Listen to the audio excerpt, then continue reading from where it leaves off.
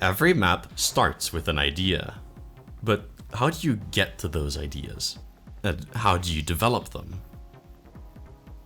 I've wanted to make a video like this for a while, showing off one of my projects and talking about TF2 level design at the same time. This is mostly just a collection of random ideas and concepts that apply to this map that I think would be interesting to hear, and maybe useful for other mappers to learn about. Let me know what other maps of mine you'd like videos like this on in the comments. Sometimes you don't know what to put into an area, and that's fine. Often, I'll put in a route, or an entire point that I'm not happy with, just to have it there and replace it with something else when I get a better idea. Mid, on this map, is the most obvious example of this. In Alpha 1, I literally just threw this mid together so I could test second and last and replace it with something else later. Around Alpha 3, I finally had a better idea what I wanted to do with mid, and basically just started it from scratch. But it still wasn't quite there. There was a disparity between routes, as the open route was a lot longer than the one through the building. This resulted in players funneling through the more cramped shorter route and not taking the more open option as often, resulting in an almost immediate stalemate, halting any would-be back and forth right at the beginning. To fix this, in Alpha 8, I simply turned mid 45 degrees. The building route is now slightly longer, and the open route is now slightly shorter, equalizing them and making mid overall more interesting, as the 45-degree change presented some other layout opportunities, and made managing sightlines easier. Level design, like many forms of art, is a highly iterative process, so don't stress out too much about having the perfect design right from A1. Some maps luck themselves into being fun, and some take a while to get there, and there's no problem with that. Just know when to throw out ideas that don't work.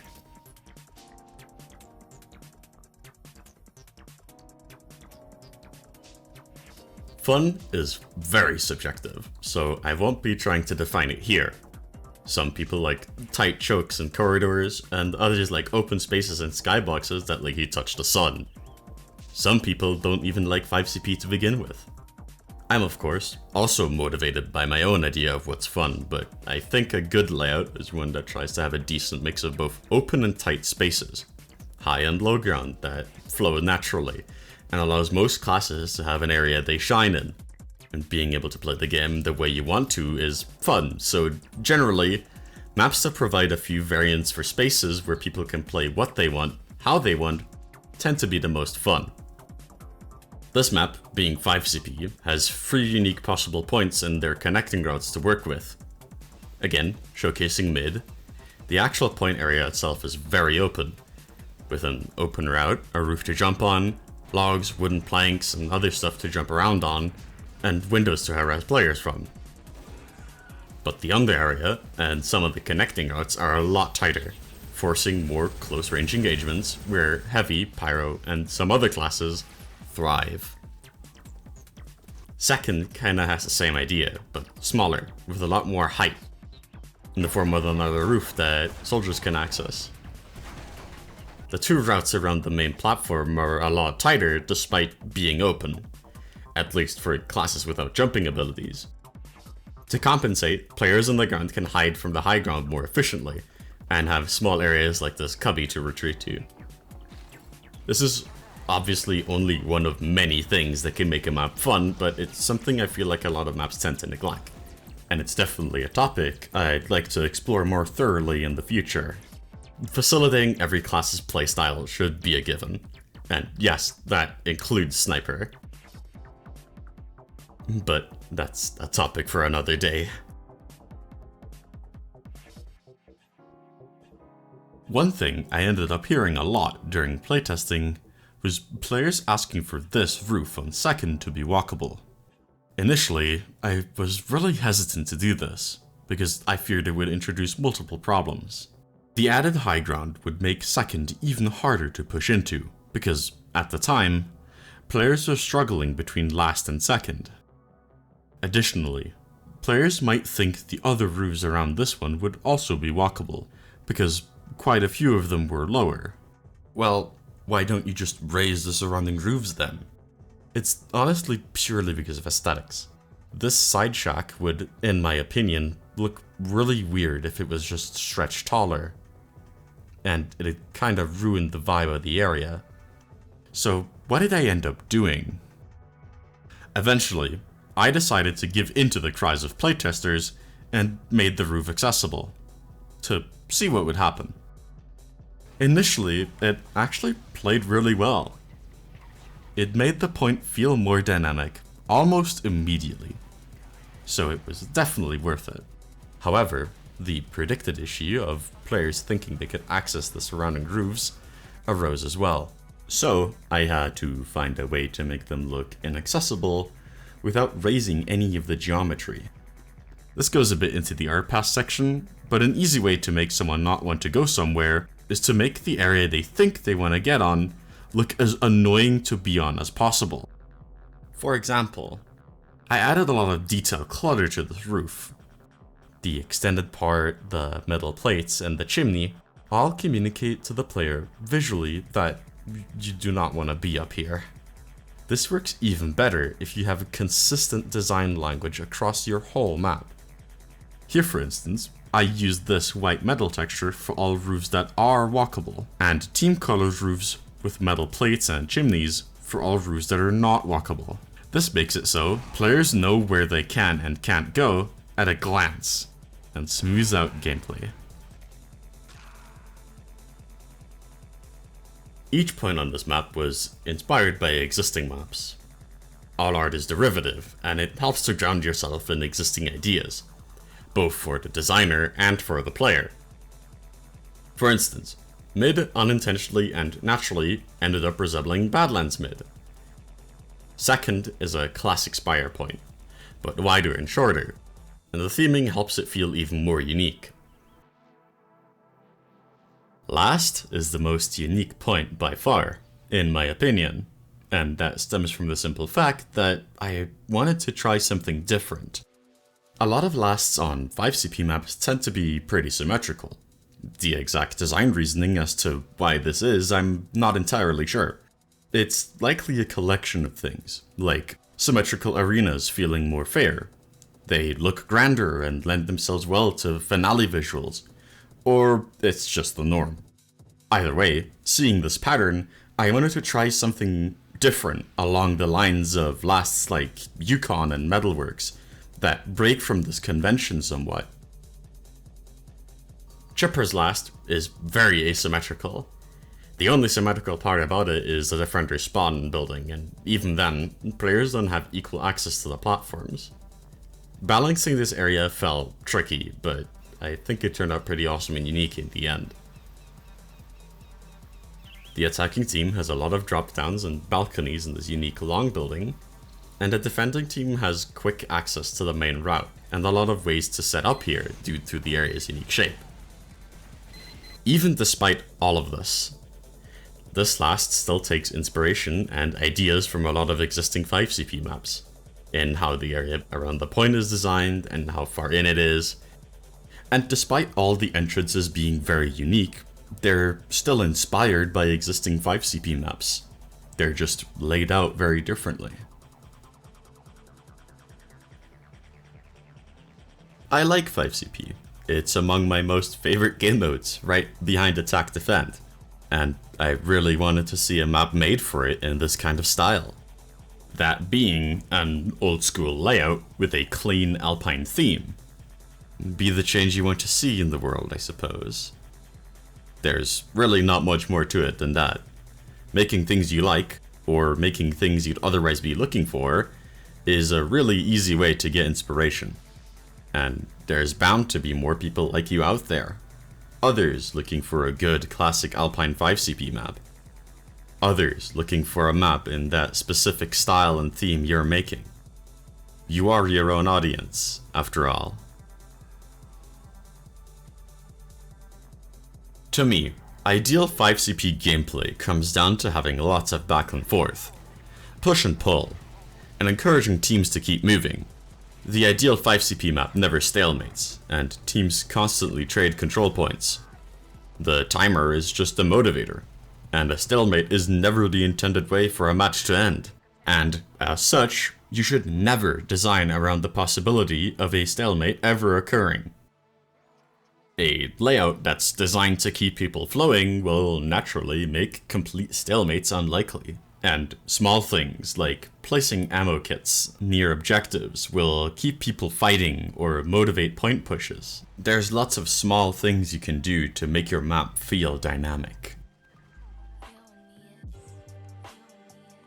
Even though stalemates don't actually progress a match, in 5CP and 3CP, it's better to reset the map for a stalemate sometimes.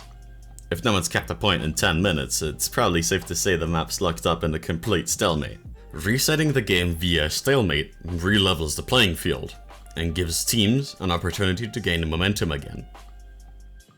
Stalemates generally occur around doors, where teams have a strong defensive presence on either side of the opening. To help counter this, we provide alternate routes with high travel costs that become more attractive only when the enemy has strong defenses behind the main route. The number of enemy entry points to an area is crucial to its design, since it's extremely hard to hold an area when enemies approach from multiple fronts. This makes one-way exits a useful design tool, since they let us uncouple the number of entry points from the number of friendly offensive routes. Chipper's Last has a total of 3 one-way routes, 2 into last for attackers, and 1 out of last for defenders. This helps players break a stalemate by allowing both attackers and defenders to drop behind enemy lines a bit, to nudge a match forwards. Complete stalemates are obviously not completely out of the question, they never are, but small things like this help players create an opening. I'm working on an entire video on how to deal with stalemates, so subscribe if you want to see that.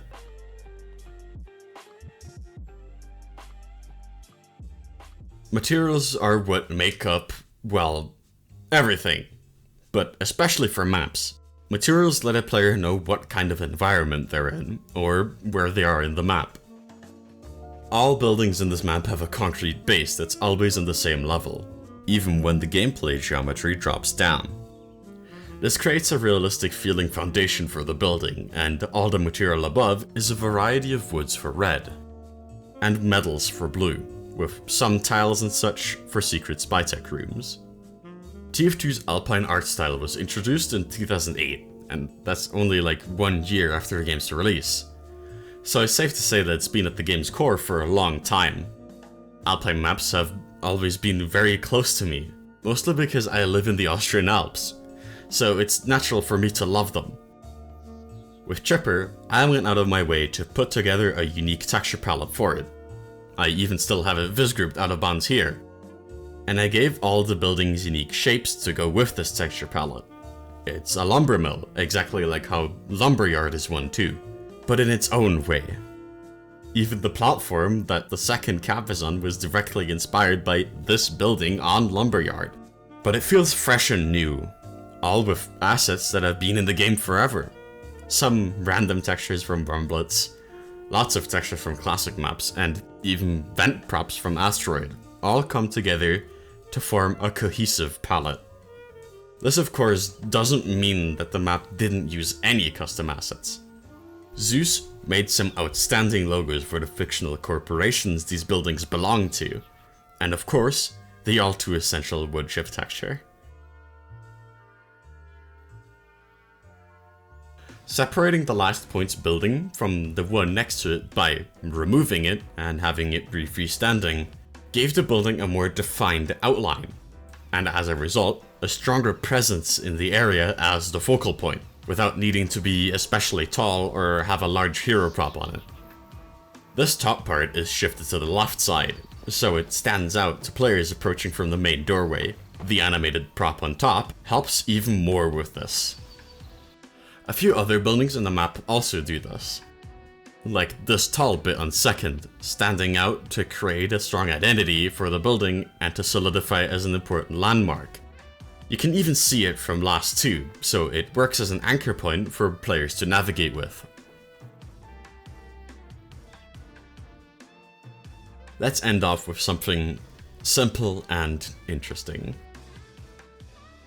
Most spawns are boring boxes, and that's fine. The average player is only going to spend around 2 seconds inside their spawn each life, especially on 5CP forward spawns where you can't even go back in. Personally, I think boxy spawn rooms are always kind of lame, especially when they're big.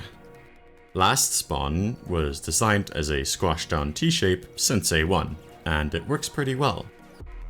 Functionally, it helps direct players, because of how wide it needs to be, to put players a bit further inside so they can see both exits. However, there was a problem. Players repeatedly ran into the glass directly in front of them like bees trying to get out. The glass is the very first view to the outside world a spawning player gets, so it's natural for them to just walk straight forward, only to hit glass. Spreading out the spawns to be in front of each spawn door would fix this, but it would create separated spawn positions. Players don't usually like being assigned an exit, and it would turn the spawn's shape into a boring big box. So, instead, during the Artpass, I opted to keep spawns in their current position, move them down into a little ditch, and place consoles in front of them to divert player movement towards the spawn doors. This solution does a lot of things at the same time. It fixes players being misdirected, it keeps the window in the desired position, and players don't lose any information. It keeps the interesting shape of the spawn, and in detailing, the ditch and added shapes of angled stairs and consoles adds even more visual interest to the spawn's design. This is an excellent example, to me, on how lateral thinking, or thinking outside the box, can often lead to a better design that achieves more than if you just used the first answer that came to mind. Be creative, even if it's little things like this.